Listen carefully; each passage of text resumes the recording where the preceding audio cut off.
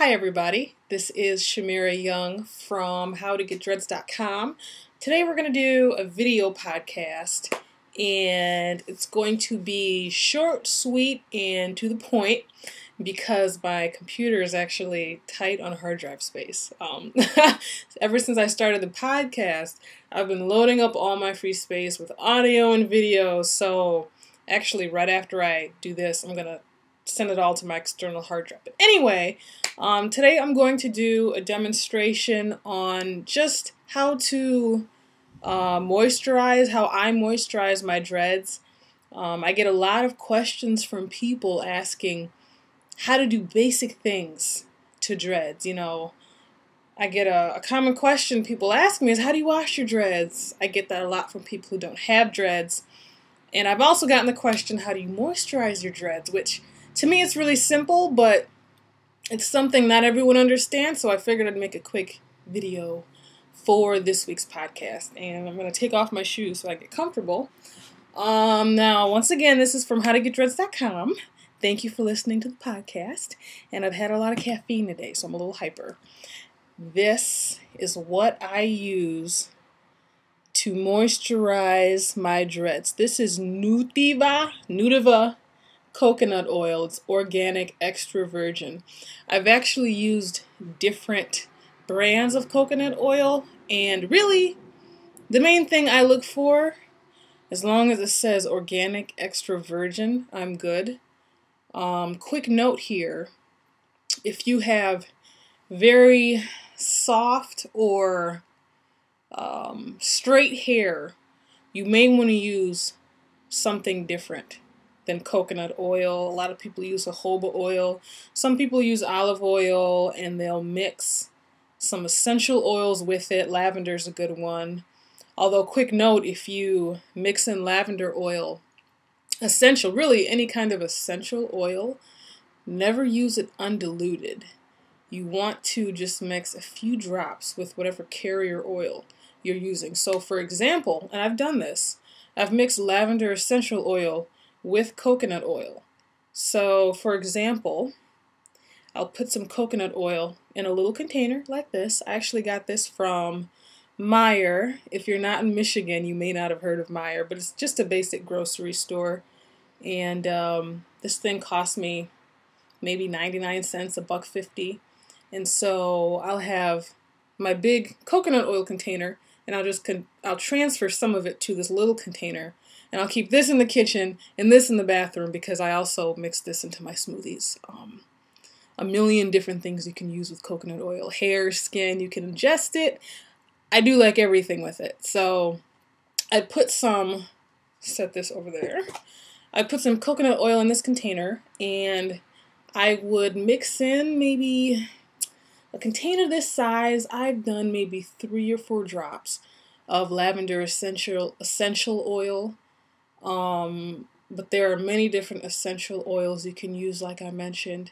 If you go to the homepage of my website, howtogetdreads.com, I have a link on there for a free recipe guide. And it talks about the different uses that essential oils have. Some are good for dandruff for your hair. Some help with psoriasis. Some even help with hair loss. Lavender with coconut oil, I've heard, is good for hair loss. So that's going to have to be a whole nother separate podcast episode because I will ramble on and on about essential oils. But anyway, for today, basic demonstration on how I moisturize my hair. So we have our coconut oil, and let me unscrew this here. So basically what I do, and actually I'm going to take off my wedding ring because I don't want to get a bunch of coconut oil all in there. So coconut oil melts at about 75 or 76 degrees. So as you see, it's not melted, it's solid, which means that it's a little bit cooler in this room, which makes sense because it's winter time right now. Here in Michigan, just outside of Detroit, by the way. And so here I have some coconut oil. What I like to do is, my computer just went to sleep. There we go. What I like to do is mix it in my hands and let it melt. And then I start off just massaging my scalp. I personally start with the scalp, and wow, I've never videotaped myself doing this before. It's very interesting watching myself. I just massage it into the scalp. It's a very light oil, is what you'll find. It's actually much lighter than, say, olive oil. So I'll put more on there, massage it in, and let me take a step back, and I'll do the back of my head just like that. It's actually, scalp massage has its own benefits. It circulates your scalp, and I've heard that that also helps with helping your hair grow. It's also great stress relief. Head massage, if you're having a stressful day. So, let's see. Let me take off my glasses, because I also don't like getting oil on the handle of my glasses. And put some on like that. And what I like to do, am I still in the video? There we go. Is flip my hair around, and I'll do the front, and really the main objective is just to get the oil on your dreads. That's really the important thing. So however you put it on, more oil. And also, if you flip your hair around, it makes it easier to get this side of your dreads. You can reach back here and do all that wonderfulness. Wow, I can't wait to play this video back just to see what it looks like. Okay. And then also, after you've done the scalp, I like to take my fingers and part my hair down the middle. And then I will do one side at a time. And it's really easy. I don't even do this in front of a mirror, which is why I'm so entertained at watching myself right now. When I started my dreads, I didn't get any help from anybody. I did a little bit of research online, but for years besides research online, I did it myself. Right now, I'm combing my dreads with my coconut oily hands, by the way.